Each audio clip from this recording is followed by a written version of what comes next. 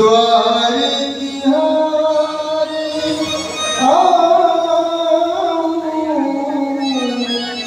मेरी चादर ओढ़े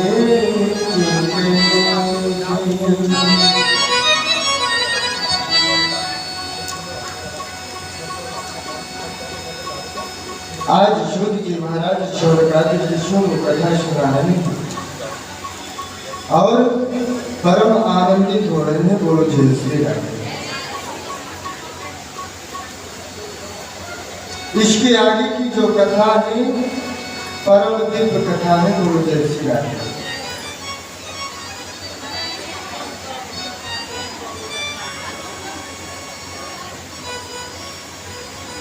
सूत जी महाराज शौनकादि ऋषियों से कहते हैं,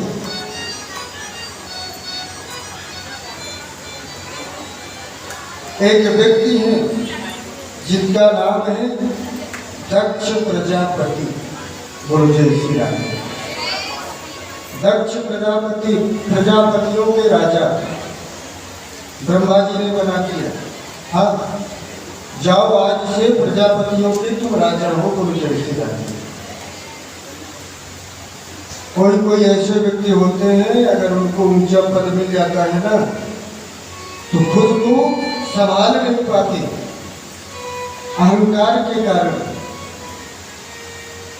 खुद को संभाल नहीं पाते।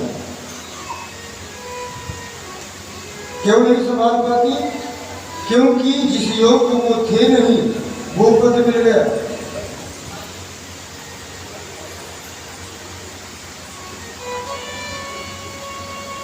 यही स्थिति हुई यहाँ पर। जब प्रजापतियों का राजा बना दिया ब्रह्मा जी ने तो उसको अहंकार आ गया। बोलो जय श्री राम।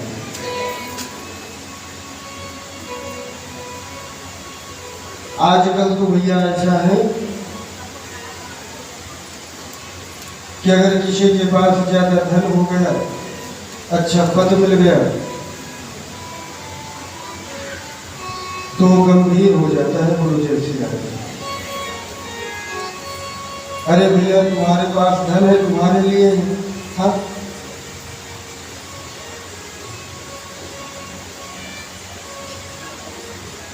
क्या होता है? अहंकार आ गया। लेकिन कोई संतान नहीं थी दक्ष प्रजापति के। ब्रह्मा जी के पास गया,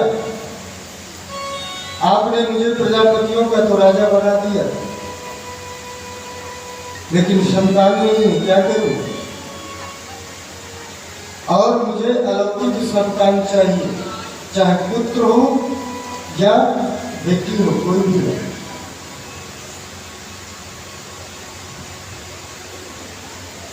आज ब्रह्मा जी कहते हैं कि आप जो है शक्ति माता की उपासना करें, दुर्गा माता की उपासना करें। आज दक्ष प्रजापति माता रानी की तपस्या करता है कई वर्षों तक। माता रानी उनको दर्शन देती हैं और कहती है वरदान मांगो। बोलो जय श्री राम। दक्ष प्रजापति कहता है कि मुझे संतान चाहिए, लेकिन आपको देखा तो ऐसा लगता है माता कि पुत्री रूप में आप मेरे घर आए। बोलो जय श्री राम। बोले ठीक है, आपकी तपस्या से प्रसन्न होकर के हम ये वरदान देते हैं कि आपकी पुत्री बन करके आपके घर जरूर आएंगे। बोलो जय श्री राम। समयानुसार दक्ष प्रजापति के यहाँ 27 कन्याओं का जन्म हुआ। बोलो जय श्री राम।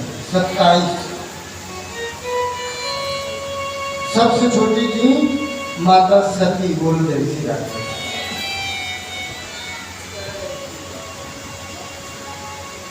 समय अनुसार 27 कन्याएं बढ़ने लगी।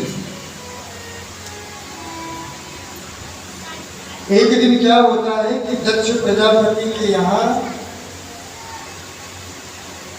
श्री चंद्रमा जी आते हैं, ये तो शाम को दिखाई देते हैं। तो चंद्रमा बहुत सुंदर है दिखने में।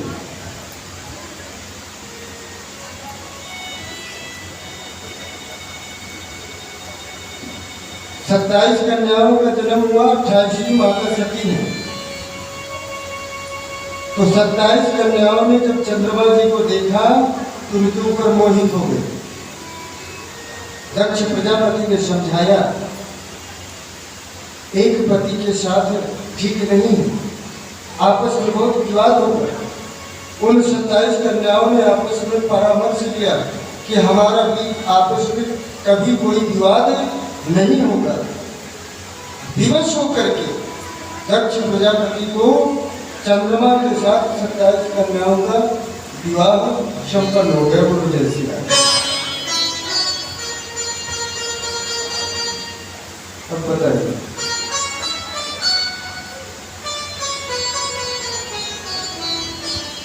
यहाँ तो ऐसी स्थिति है कि एक तो सबसे बड़ी मुसीबत है और उन 27 मुसीबत लेके चले गए। बोलो जय श्री राम। सूत जी महाराज शौनकादि ऋषियों से कहते हैं, लेकिन क्या होता है कि कितो पतसि पुष्पेश पुष्पराज की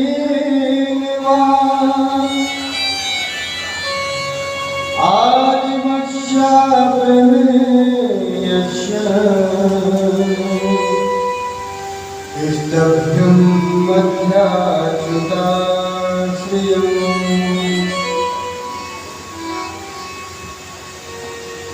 लेकिन जो चंद्रमा जी थे, उन 27 कन्याओं में एक रोहिणी पत्नी थी उनकी। तो रोहिणी पत्नी से उनको ज्यादा प्रेम हो गया। बोलो जय श्री राम। तो अन्य जितनी पत्नियां थी वो द्वेष करने लगी। बोलो जय श्री राम।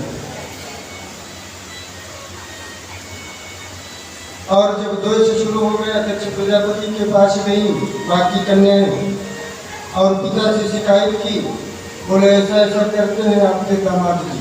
हाँ, तो दक्ष प्रजापति ने दामाद को समझाया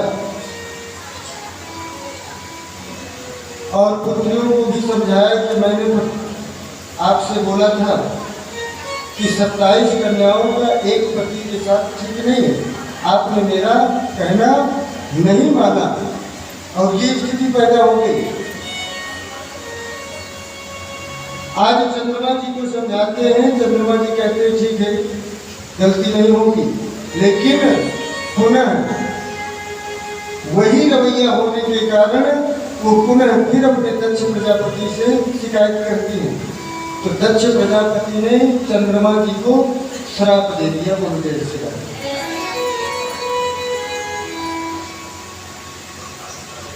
जाओ तुम क्षीण हो जाओ, शक्ति से कमजोर हो जाओ। बोलो जय श्री राम। जब चंद्रमा को श्राप मिल गया तो चंद्रमा आज दक्ष प्रजापति से कहते हैं कि आपने मुझे श्राप जरूर दिया है,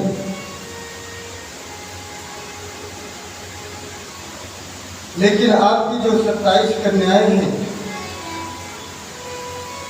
ये सुख से वंचित रह जाएंगी।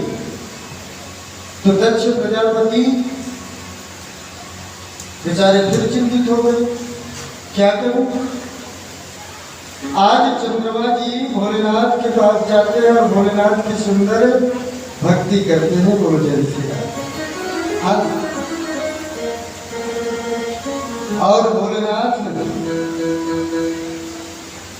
के ज्योतिर्लिंग का निर्माण करते हैं और सुंदर उनकी अर्चना पूजा करते हैं। बोलो जय श्री राम।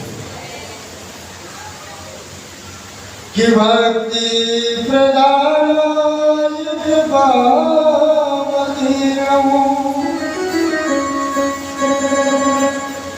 कि हरि चित सत्य मिति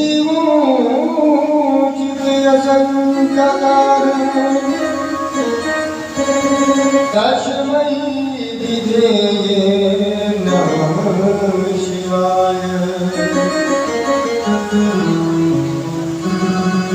सुंदर पूजन करते हैं, भोले बाबा प्रसन्न हो गए, बोले जय श्री राम। वरदान मांगो, बोले महाराज सांप से मुक्ति चाहिए। बोले ये सांप तो नहीं दूर होगा, लेकिन थोड़ा हाँ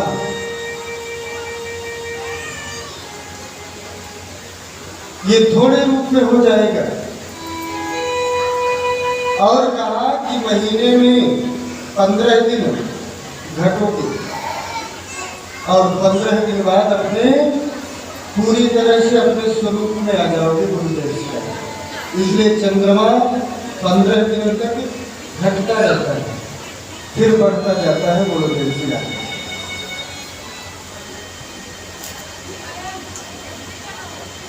आज फिर चंद्रमा जी कहते हैं, भोलेनाथ मैंने आपका पूजन किया तो आज से ये ज्योतिर्लिंग मेरे नाम से ही विख्यात है। तो उस ज्योतिर्लिंग का नाम हो गया सोमनाथ, बोलो जय श्री राम। सोम माने चंद्र, ये सोमवार जो है भोलेनाथ का दिन है और इनका भी दिन है। कि सौराष्ट्र देश विष दिनों में ज्योतिर्मयो चंद्र जलावतंसं भक्ति प्रदानाय कृपावतीर्णं तम सोमनाथं शरणं प्रपद्ये।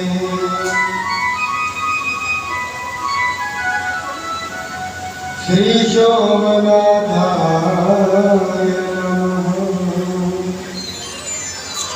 12 द्वादश ज्योतिर्लिंग है, एक ज्योतिर्लिंग की कथा हो गई, बोलो जय श्री राम। सोमनाथ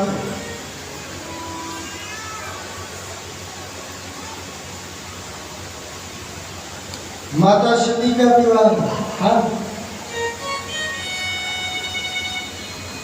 क्योंकि जब माता सती ने अवतार लिया था, उनके दिव्य अलौकिक घटनाओं को देख करके उनको ये लगा कि ये आदि शक्ति है, और आदि शक्ति ने मुझे कहा भी था। तो आज ब्रह्मा जी के पास गए, ब्रह्मा जी से बोले कि मेरी पुत्री के लिए कोई वर बताइए। तो ब्रह्मा जी कहते हैं कि माता सती के लिए भोलेनाथ ही हैं, बोलो जय श्री राम। और भोलेनाथ के साथ माता सती का विवाह हो गया, बोलो जय श्री राम।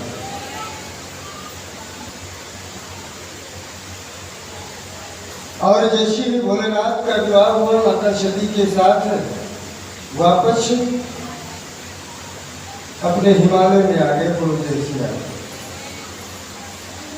इधर क्या होता है कि कुछ दिनों के बाद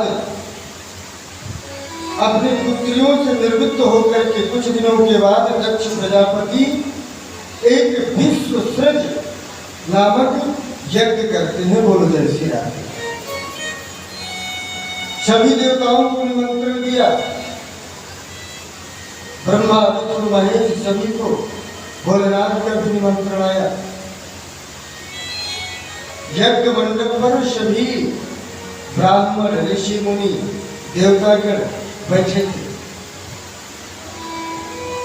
जैसे दक्ष प्रजापति उस सभा में आए तो सभी लोग खड़े होकर के उनका स्वागत किया। क्यों? जब कोई सम्मानित व्यक्ति आता है तो लोग बाग खड़े होकर के उनका स्वागत करते हैं। लेकिन जिनके सम्मान के लिए लोग बाग खड़े होते हैं ना, तो वो व्यक्ति अक्सर ये देखता है कि कितने लोग खड़े नहीं होंगे, बोलो जय श्री राम।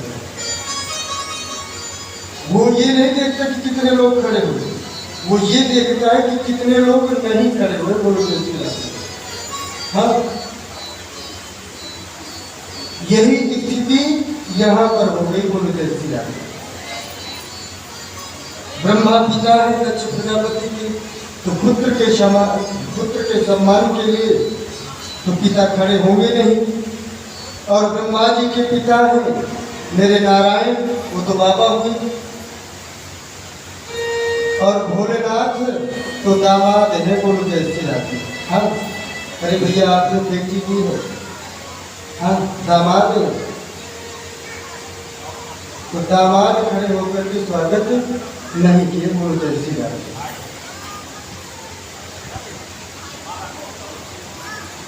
कोई बोल देता है महाराज ऐसा क्यों?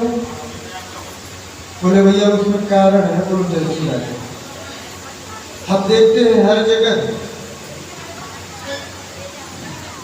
ससुर जब एक पिता अपनी बेटी का विवाह करता है, कन्यादान होता है, सबसे बड़ा दान अपनी बेटी का दान करता है, अपने शरीर के अंग का दान करता है। लेकिन अब स्थिति बदल गई है। वही जब दामाद आते हैं ना,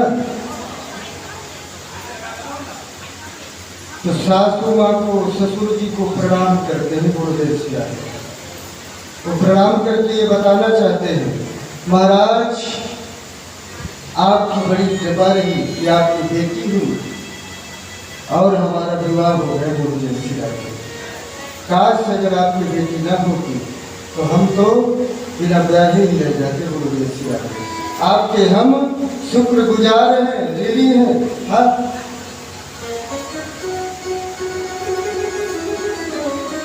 जो सगे माँ बाप हैं उनसे सभ्यता से नहीं बोलते, लेकिन जो सास ससुर है मम्मी जी मम्मी जी पापा जी जय श्री राम। वही स्थिति यहाँ पर हो गई। भोलेनाथ ने उठ करके सम्मान नहीं किया, नाराज हो गए दक्ष प्रजापति। बोले आप तो मेरे दामाद हैं, दामाद बेटी जैसा होता है, आपको मेरा सम्मान जरूर करना चाहिए। भोलेनाथ कुछ भी नहीं बोले। दक्ष प्रजापति का नंदी से वाद विवाद हुआ। नंदी ने कहा तुम्हें अपने जो पद मिला है उसका अहंकार है, मैं कर रहा है, बकरे का मुख लगेगा। बोलो जय श्री राम। हाँ, ससुर को दामाद से अपने पैर नहीं छुआने चाहिए। बोलो जय श्री राम।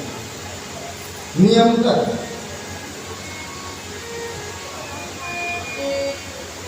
लेकिन दामाद का भी बिना झुके नहीं बनता। बोलो जय श्री राम। आज बहुत भरा बुरा कहा दक्ष प्रजापति ने भोलेनाथ को, भोलेनाथ उठ के चले गए। बोलो जय श्री राम। अब भोलेनाथ से बदला लेने के लिए यज्ञ कर रहा है, बाण पे यज्ञ किया और इसके बाद बृहस्पति नामक सब यज्ञ किया जिसमें सभी देवी देवताओं को बुलाया, लेकिन भोलेनाथ को निमंत्रण नहीं दिया। बोलो जय श्री राम। बदला लेने के लिए सम्मान नहीं किए, भोलेनाथ का निमंत्रण नहीं दिया।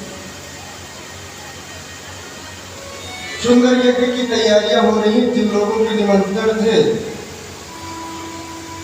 अच्छा, एक खास आदत हुआ करती है लोगों की, वही स्थिति यहाँ पर भी है। सबको मालूम है कि भोले बाबा का निमंत्रण नहीं है, जितनी देवी देवता है सबको मालूम है भोले बाबा का निमंत्रण नहीं है और हमारा निमंत्रण है। तो वो जा रहे हैं तो हिमालय पर्वत के ऊपर से जा रहे हैं। बोलो जय श्री राम। और जब हिमालय पर्वत के पास पहुंचते हैं तो बड़ी जोर से चर्चा करते हैं, अरे क्या बताएं कितना सुंदर यज्ञ है दक्ष प्रजापति की, बड़ा आनंद आएगा, बड़ा आनंद आएगा। कि ये आवाज भोलेनाथ के कानों तक जाए, माता सती के कानों तक जाए। लोगों की ये आदत होती है, जैसे दो पड़ोसी हैं, एक पड़ोसी का निमंत्रण है, एक पड़ोसी का निमंत्रण नहीं है। तो जब जाने कि जिसका निमंत्रण नहीं है वो दरवाजे पर खड़ा है, तभी वो निमंत्रण के लिए जाएगा। अब बड़े आराम से झूमते हुए जाएगा और उससे बोलेगा और सब ठीक है, बोला ठीक है। वो पूछेगा कहाँ जा रहे हो? निमंत्रण में जा रहे हैं। आप नहीं चल रहे क्या? आइए चलते हैं। पर मालूम है कि इनका निमंत्रण नहीं है, लेकिन फिर भी ये समाज की स्थिति है। वही स्थिति यहाँ है। सभी हमारे पर्वत के ऊपर से जा रहे हैं, बड़ी जोर जोर से चर्चा करते हैं। ये चर्चा की आवाज माता सती के कानों तक पहुंची। माता सती विचार करती, लगता है हमारे जो पिताश्री है उनके यहाँ कोई बहुत बड़ा यज्ञ का कार्य है। भोलेनाथ के पास गए। अरे बाबा, आपको मालूम है? बोले क्या हुआ? बोले मेरे पिताजी के यहाँ बहुत बड़ा यज्ञ का कार्य है, हमें चलना चाहिए। तो भोलेनाथ कहते हैं कि हमें नहीं जाना चाहिए। क्यों? बोले आपके पिता हमसे द्वेष रखते हैं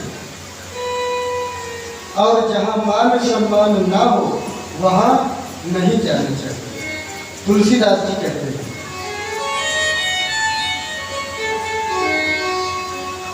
कि आवती हर्ष नहीं नैनन नहीं सने, तुलसी वहां न जाइए चाहे कंचन बरसे मेघ। आवत ही हर्षे नहीं नैनन नहीं सने। अगर किसी के घर हम जाते हैं, हमारे उसके यहाँ जाने से उसको आनंद की अनुभूति नहीं होती, सुख का अनुभव नहीं होता। आवत ही हर्षे नहीं नैनन नहीं सने, तुलसी वहां न जाइए चाहे कंचन वर्षे में। तुलसीदास जी कहते हैं कि चाहे उसके घर में सोने की वर्षा क्यों ना हो रही हो, कभी नहीं जाना चाहिए, त्याग दो। आज भोलेनाथ कहते हैं आपके पिता हमसे द्वेष मानते हैं, हमें वहां नहीं जाना चाहिए। माता सती कहती है कि निमंत्रण आया होगा। बोले हमें निमंत्रण नहीं आया। बोले हो सकता है किसी गण को निमंत्रण दे दिए हो, वो आपको ना बताए हो, चिट्ठी आ गई हो। बोले अगर चिट्ठी आती तो सबसे पहले मुझे जरूर दिखाते।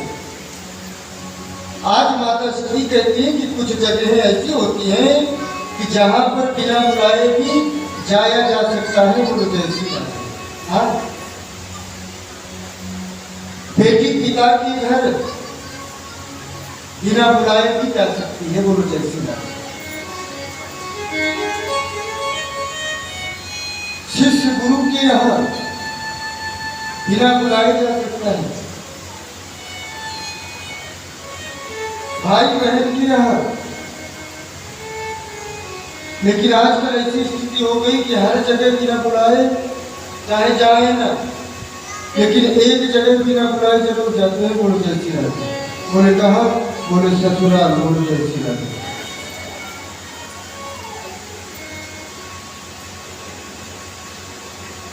तभी तो मालूम पड़ेगा। बोले पिता के यहाँ यज्ञ है, निमंत्रण ना आया होकर, हो सकता है भूल गया, हमें जाना चाहिए। भोले बाबा से बार बार जिद कर रही है, कभी बाहर कभी अंदर कभी बाहर। हाँ, भोले बाबा विचार करते हैं कि नारी हट भी एक बहुत बड़ा भयानक हट है। ये वहां जाएंगी और हमारा स्थान ना पा करके अनहोनी तो होना ही है। और अगर हम इनको नहीं जाने दिए तो हो सकता है यहाँ अनहोनी हो जाए। यहाँ से अच्छा है कि वही अनहोनी हो, जो होना हो वही हो। बोलो जय श्री राम। और कुछ गणों को साथ में माता सती को दक्ष प्रजापति के यहाँ पिता के यहाँ भेज देते हैं। बोलो जय श्री राम।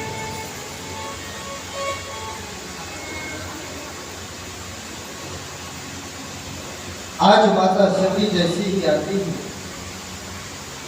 तो जो और बहनें हैं 27 बहनें वो हंस रही हैं। क्यों? निमंत्रण नहीं है, पुनः बुलाया, आगे बोलो जय श्री राम।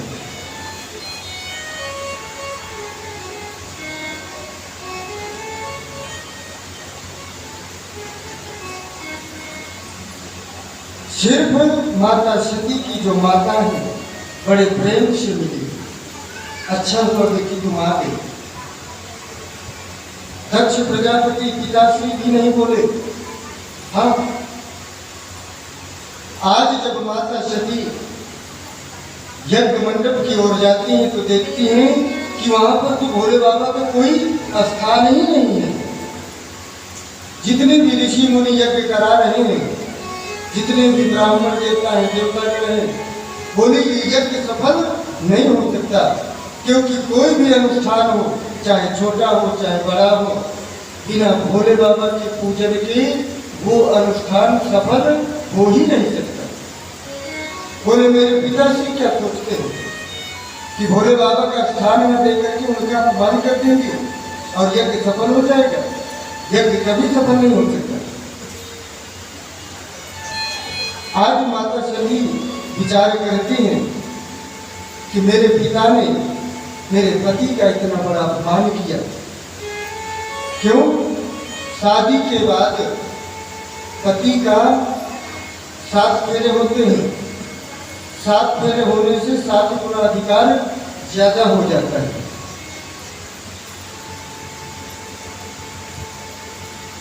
मेरे पति का अपमान किया। अगर मैं भोलेनाथ के यहाँ जाऊंगी, क्योंकि मैं इनकी बेटी हूँ, और मुझे दाक्षायणी कहेंगे तो मुझे अच्छा नहीं लगेगा। तो इससे अच्छा यही है कि मैं अपने शरीर को ये जो दक्ष प्रजापति पिता के द्वारा जो दिया गया शरीर है, इस शरीर को मैं नष्ट कर दूं, क्योंकि जब भोलेनाथ मुझे दाक्षायणी कहेंगे तो मुझे अच्छा नहीं लगेगा। आज सभी सभासदों को, जितने भी ऋषि मुनि संत महात्मा देवतागण विराजमान थे, सभी लोगों को संबोधित करके माता सती कहती हैं कि आप लोगों ने ये अच्छा नहीं किया, इसका परिणाम जरूर मिलेगा आप लोगों को। और माता सती भोलेनाथ का स्मरण करते हुए कि बाबा, अरे नाथ मैं जा रही हूँ, लेकिन मैं आपसे यही मांगती हूँ कि हर जन्म में आप मेरे ही स्वामी बने, बोलो जय श्री राम। और अपनी योगाग्नि के द्वारा अपने शरीर को भस्मीभूत कर दिया, बोलो जय श्री राम।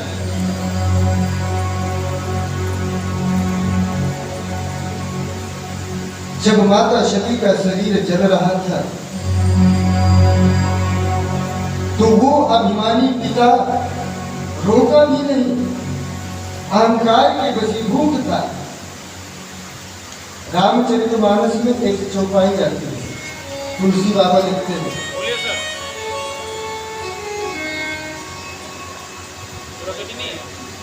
कि जागो प्रभु दारुण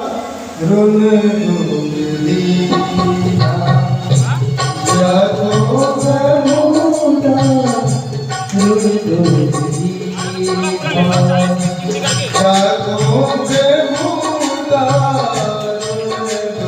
दीना, जागो प्रभु दारुण दीना, ताकि मति पहिले हरदीना, ताकि मति पहिले हरदीना, जाको प्रभु दारुण दुख दीना, ताकि मति पहिले हरदीना, बोलो जय श्री राम। अहंकार में पुत्री जल रही है, रोका भी नहीं।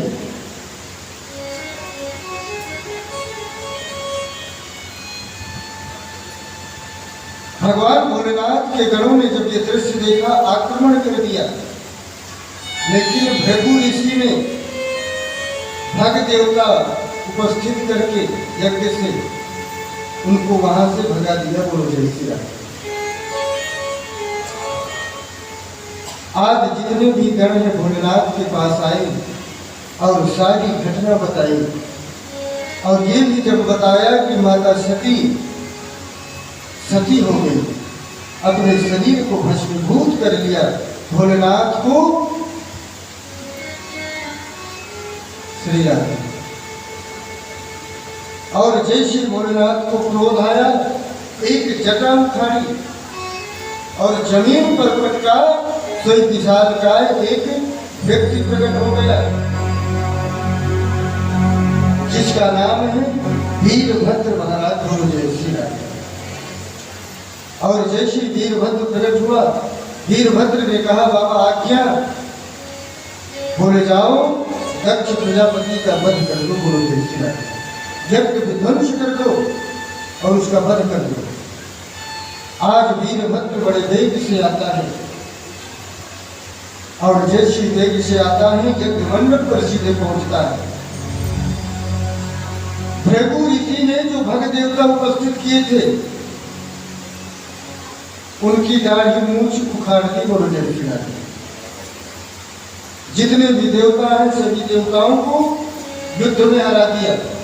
यहाँ तक कि युद्ध में दक्ष प्रजापति जब देखा कि वीरभद्र को हराना नहीं मुश्किल है, नारायण के पास गया। नारायण ने युद्ध किया, लेकिन नारायण की भी हार हो गई, पहली हार है। इसके अलावा नारायण कभी युद्ध में नहीं हारे। क्यों हारे? अरे भैया, भोलेनाथ को आप गुरु मानते हैं, आपको तो बोलना चाहिए आप सत्य हैं, चूक हो गई और युद्ध में हारना पड़ा। वीरभद्र दक्ष प्रजापति के पास जाता है, मार रहे हैं लेकिन नहीं मर रहा।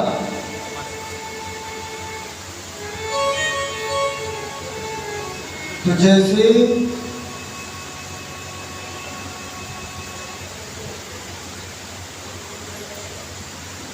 वीरभद्र ने अपने हाथों से उसके सर को पकड़ करके उखाड़ लिया और हवन कुंड में डाल दिया। बोलो जय श्री राधे। निर्मम हत्या की दक्ष प्रजापति की, और सर जो है यज्ञ कुंड में डाल दिया। पूरा यज्ञ विध्वंस हो गया, सब कुछ नष्ट हो गया। आज देवता लोग विचार करते हैं कि भोले बाबा का क्रोध शांत होना चाहिए, नहीं तो सब गड़बड़ हो जाएगा। बोलो जय श्री राधे। हाँ, बाद में अकल है। आज जितने भी देवता हैं, ब्रह्मा विष्णु सभी देवता भोलेनाथ के पास गए और भोलेनाथ की सुंदर स्तुति कर रहे हैं। बोलो जय श्री राधे। हाँ, और उनसे प्रार्थना कर रहे हैं, बाबा हम तो सब आपकी ही संतानें हैं, अगर पुत्र से कोई गलती हो जाती है तो पिता माफ कर देता है। बोलो जय श्री राधे। और आप तो हम सभी के पिता हैं। बोलो जय श्री राधे।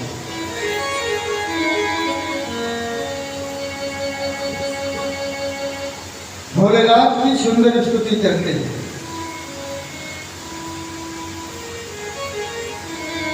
तो हम भी भोलेनाथ की सुंदर स्तुति करेंगे देवताओं के सहित।